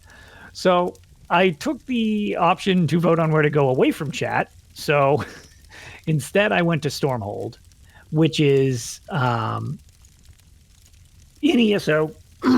It's just the northernmost point. I went up there and went to the Conclave of Baal, which yet another one of these guilds that we never hear from again. Go in there, and guessing they kind of ran out of ideas at this point for what the quests were, because the priest in there is like, oh no, like we don't know where Mirkwood is. It's hidden, and can't tell you. So go to, what's the name of this place? I looked it up. Okay. Vaults of Gemin, would be how I would pronounce that. And he's like, and go get a stone tablet. Bring that back to me, and I can totally inscribe it, and I'll tell you where Markwood is. I was like, this just sounds like the Halls of Colossus quest that I already did in Elsewhere, except now we're in Black Marsh, but sure. So, whatever. I head off, and I go to the Vaults of Gemin, and I died a lot again because I started zipping around the Vaults of Gemin pretty quick, and I was like, oh, this place isn't that bad, and I'm exploring a lot of territory really, really fast. And I realized that I was getting blasted by enemies when I would run into them. They would do a lot of damage, but usually it's like, oh, I could whittle them down. And I'll have to double check because I think there are some clips of this. This was the point where the game... My tales will end with a game-breaking crash. So we'll just give you a tip as to where this ends. So this may or may not relate to what started happening. But Arena went from being mean to just being spiteful. Oh, God. Because if all of my tales of Arena haven't sounded like I am having a rough enough of a time, they've decided to come up with a new feature, which is what we will call this, as everybody talks about features in Bethesda games. I kept dying at this one point in one of the halls, and I'm like, I don't understand. I'm getting blasted by these things, and I don't see anything. So I figured they have to be jumping out from somewhere. So I decided to move like one frame at a time, which for anybody who hasn't seen Arena, I always describe it as, think of Doom, but in like medieval settings. Except it runs really, really fast or really, really slow, depending upon how much crap is on screen. Like the frame rate's all over the place. So I needed to basically tap just very lightly to move forward like one frame at a time. And I was like, okay, I'm just going to scoot myself forward until I can see the thing at the farthest away draw distance as possible. And I need to then gauge how to dodge its attack. And I'm going forward, and there's nothing there. And I'm like, okay, well now I've just gone like past where I apparently had died before, so I don't understand what I'm missing. So I start walking, and all of a sudden I died. And I was like, what the? I don't understand what's going on. So I have to reload, and I'm doing it again. And as I'm going, I realize that it's not a draw distance problem. It's just straight not spawning the enemies. I wasn't missing them. They hadn't been processed yet, because when I was looking around and I wasn't moving at all, I would stop and I would look in the surrounding area to see where they were coming out of.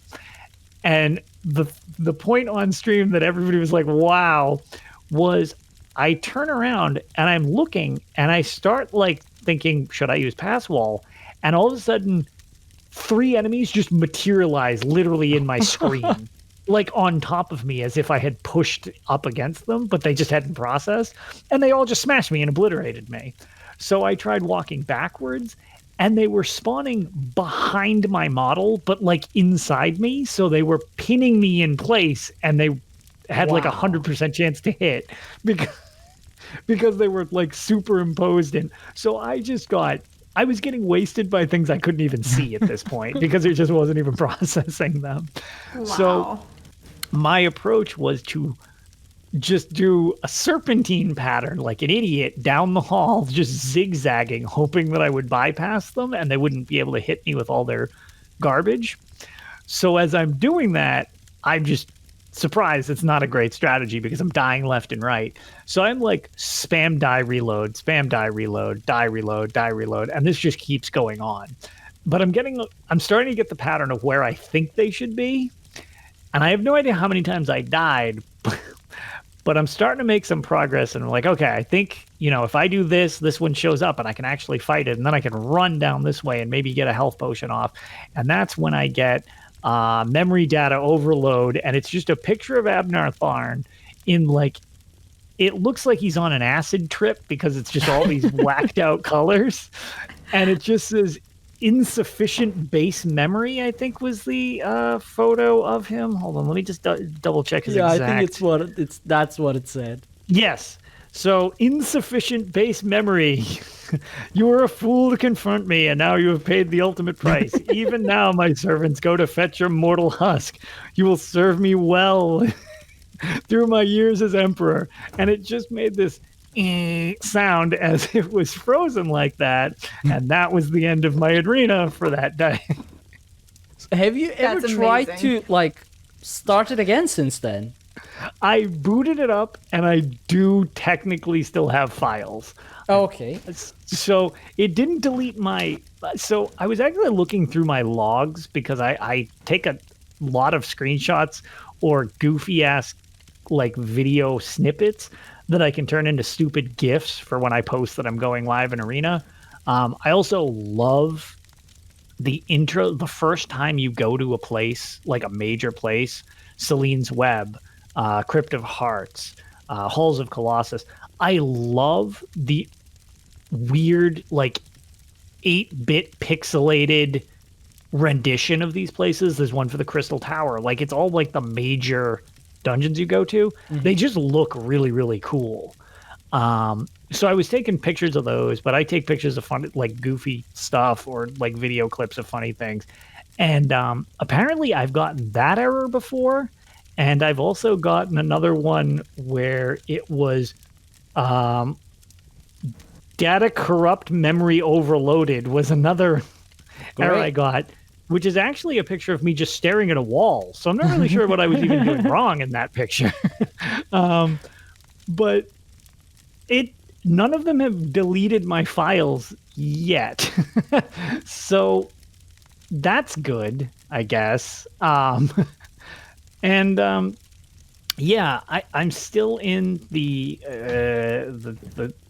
what the hell is this? Gemin, the Halls of Gemin, the Crypt of Gemin.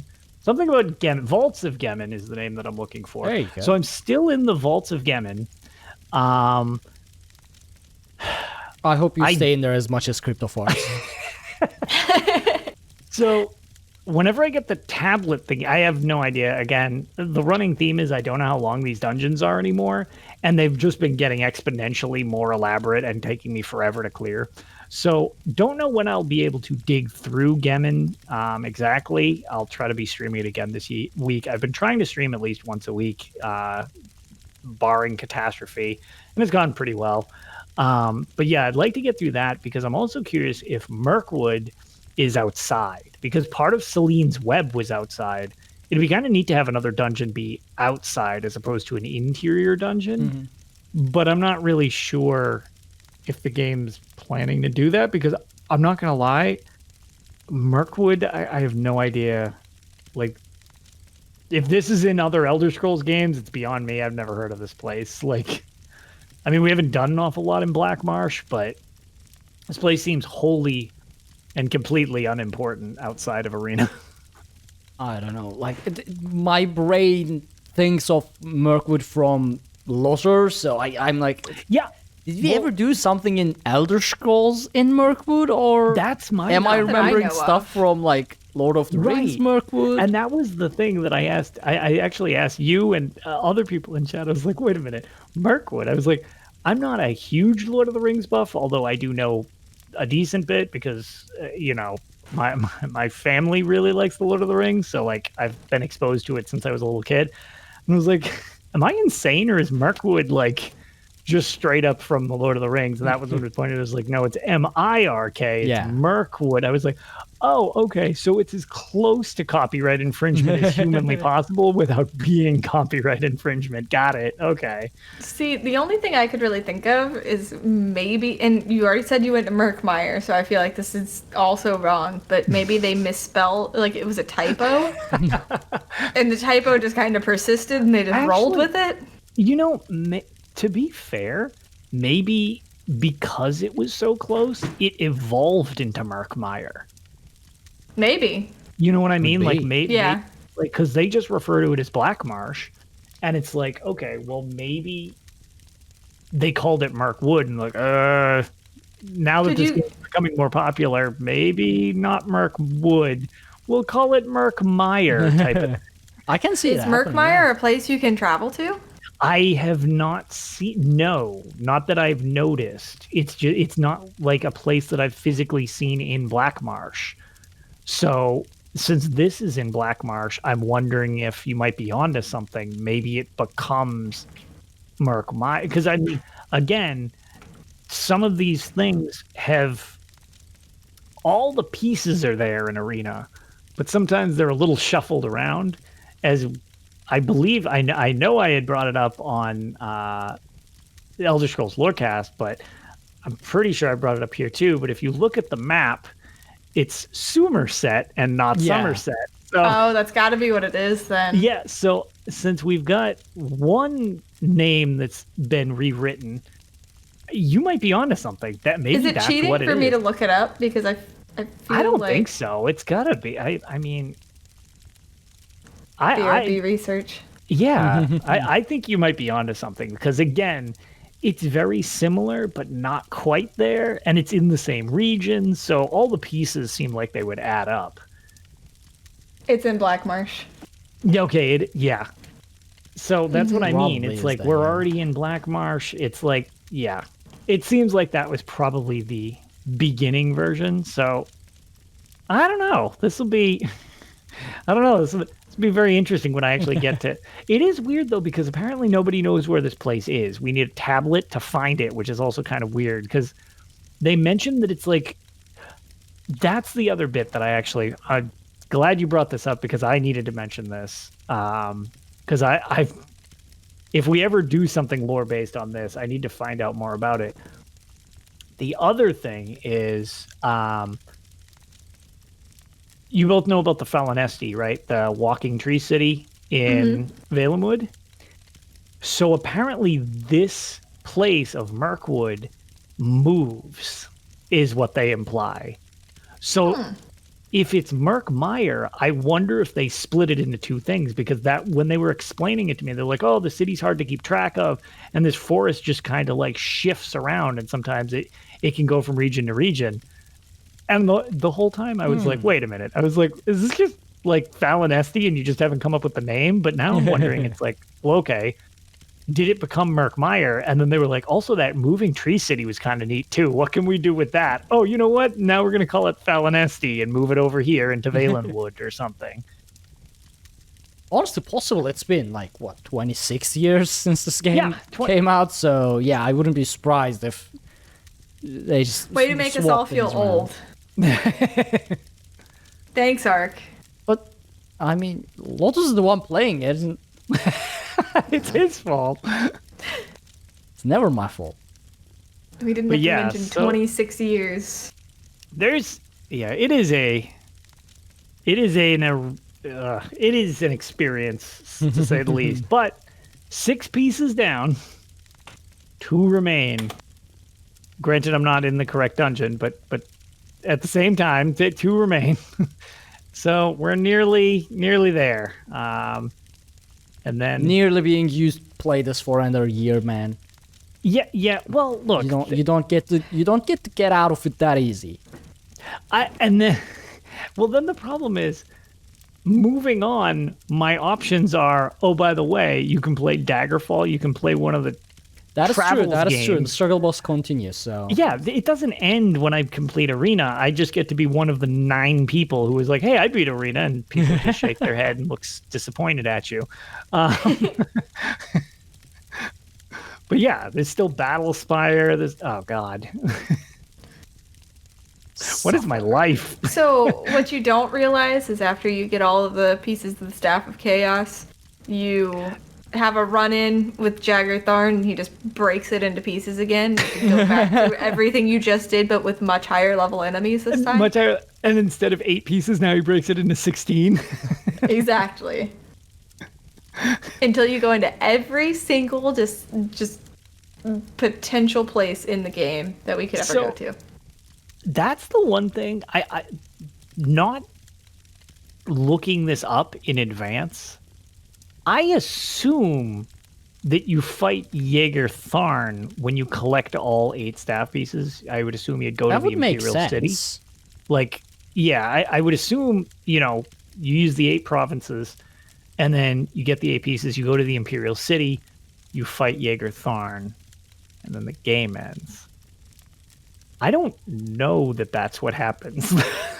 Well, I you will found know another- eventually. I found another potential problem. Yep. So, you know how you said a while back that you're too stupid to use magical items? I sure am. This is a staff, Lotus. Yep, really hope I don't need magical prowess to wield it, because that's going to be... If they did not account for you being a warrior, like if that's like an oversight and no one in the community has told me, they're like, oh yeah, by the way, there's one critical problem to Arena. You can't beat it as a warrior, because that wouldn't totally That would make me surprise so me. happy. That will be my last tales, because I'll just flip out. I'll just break your computer entirely. Yeah, but also Slap pointed out your princess is in another castle. That also would be a really sad ending when I get this. Just like, I did it, I beat. Oh no! It's like, nope, your emperor is in another pocket realm of oblivion. It's like, damn it! It would be too perfect. What year did that Mario come out? What year did Mario come out? 85. So yeah, they I could know have it. totally ripped off Mario, and it'd be hilarious. Yeah. God, I hope that's what happens. I'm sorry, Lotus. I like how just the hope is more so just like to want. It's like, yeah, you can beat it, but you need to really, really suffer for a while before you move on. Yes. It's too much fun to watch to give it up. Like, I'm hoping that Daggerfall is this much of a struggle bus too, but From what I've heard, Daggerfall is not as hard, I've been told. However, there's 2 other things. I've been told that it's much, much more complicated because the dungeons are not just like all on one plane and then you go up and down. They're like 3D modeled, so they like zigzag around each other, which sounds like literal hell. Because I can barely navigate these ones on a flat plane. And I've heard it has many, many, many more game-breaking glitches. ouch. Yeah, like, you'll just get yourself, it's like, oh, because, like, from what I understand, again, I'll look up more without spoiling stuff for me, because part of the fun of this is doing this blind and tragic. I do know that quests are timed in Daggerfall. Ooh, Like, nice. yeah, you need to rescue this person before the bandits kill her. And then the bandits kill her. The bandits kill her. You don't do it within the time they said. And it's like, oh dear. And as far as I understand, Daggerfall does that for all quests, including the main quest. Oh no. So it's like, oh no, they're gonna, example. Oh no, they're attacking the Imperial City. It'll be overrun within a week. It's like, well, you best do this within a week or you're effed, dude. It's like, no. Oh, okay. This is off topic, but it relates to my shirt, so it's kind of on topic. So what you just said actually is, from what the devs have said, a mechanic in Cyberpunk 2077. Nice. Because if you start a side quest and they're like, this is urgent, you need to do this now or we're gonna kill this person. If you go off and like go to a diner and get a cheeseburger or something, the person's gonna be dead and you're gonna fail the quest. Nice. Okay. They said that now they I'm tried more to think interested. of they said they tried to think of every stupid thing you could do during side quests by like backburnering them and like make all of that matter, so you can't just like put those, like you can't just shove them off to the side as easy. Like you actually have to do certain things if you like pick up that quest and start it.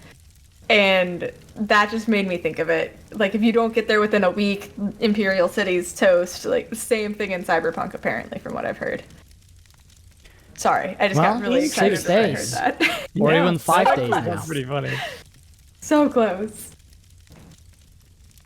Sorry, Well- didn't mean to derail there. Back to, No, back to that's struggles. actually that's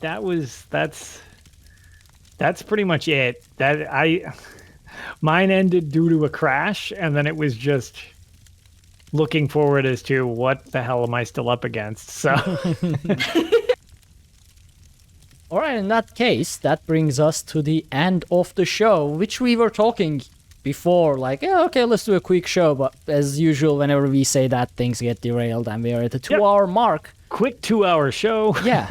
So, Lotus, where can people find you? I am over at LotusOfDoom on Twitter, Twitch, Discord, or in game. I think that's all of relevance. Like I said, I've been doing my best to try to stream at least once a week with so far successful results for like 3 weeks in a row or whatever.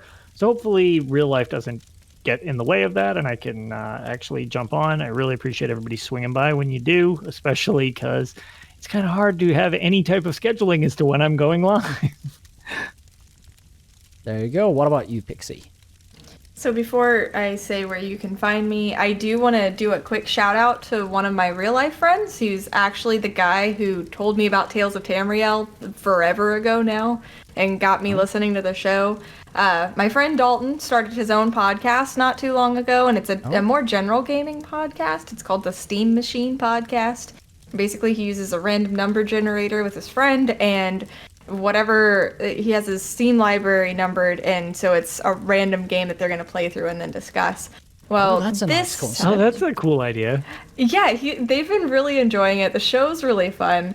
Well, this time the random number generator had them play through Skyrim, which has been a 2-part episode from what I understand, and we're about to record episode 2, and I say we because for the second part they're actually asking me to come on as a guest because they know I'm really into Elder Scrolls, and I had also been talking to Dalton about how the most recent expansion was in Skyrim, so they want to have me on to talk about how Elder Scrolls has changed from 2nd era to 4th era in Skyrim, and nice, as well as just hanging out talking about Skyrim for a while. So definitely wanted to shout out his show because it's definitely relevant to what we're doing. Well, where can people find it?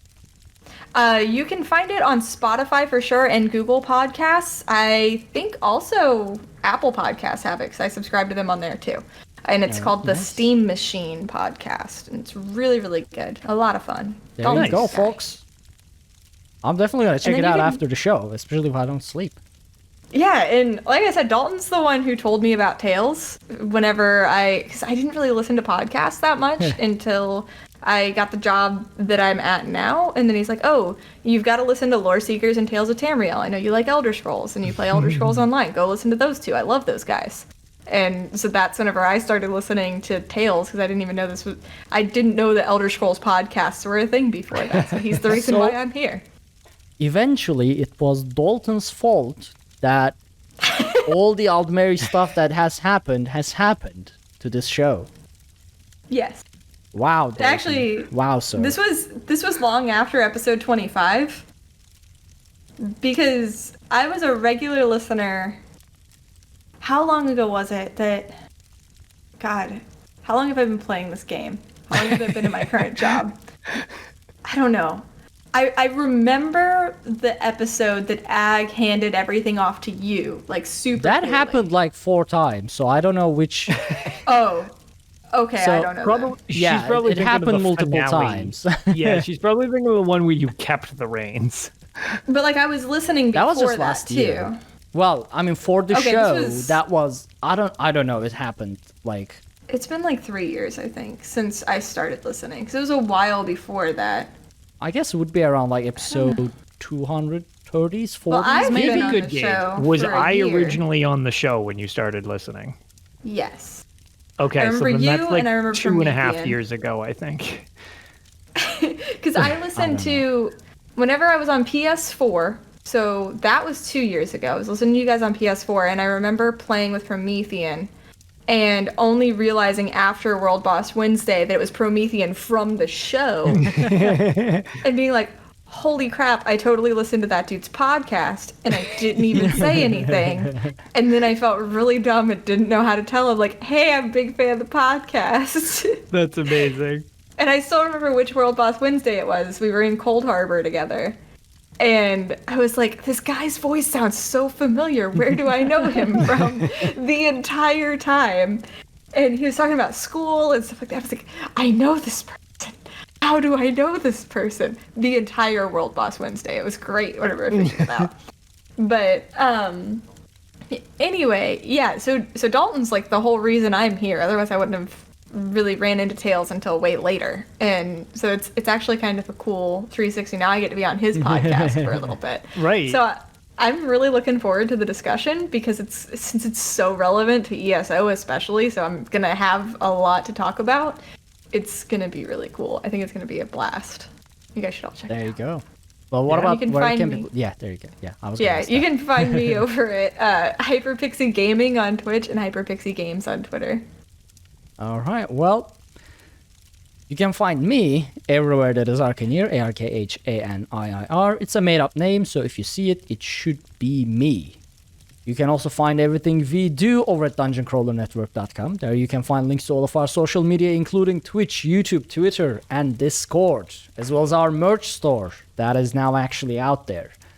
Be sure to check out our Patreon at patreon.com/dungeoncrawlernetwork if you want to help support the show. Or consider leaving us a 5-star review on iTunes so people know that we're a real podcast, that we say real words, and sometimes it matters, and we will read them on the show. Thank you all so very much for joining on this episode of Tales of Tamriel, and we will see you all next week. Have a great one, everyone.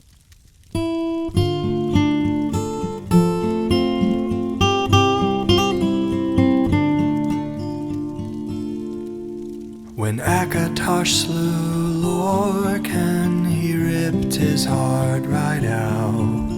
He hurled it across Tamriel, and the heart was heard to shout, red diamond, the heart and soul of men. Red diamond, protect us till the end. The laughing heart sprayed blood afar, a gout on Seer it fell, and like a dart shot to its mark down in an alien well. Magicka fused the Lorcan blood to crystal red and strong. Then wild elves cut and polished it down to Chimel at a ball. Red diamond, the heart and soul of men. Red diamond, protect us till the end. When elves lost Nirn to men, Akatosh gave the stone to Saint Alesh in token of her right to sit the throne. Red diamond, the heart and soul of men. Red diamond, protect us till the end. Red diamond, protect us till the end.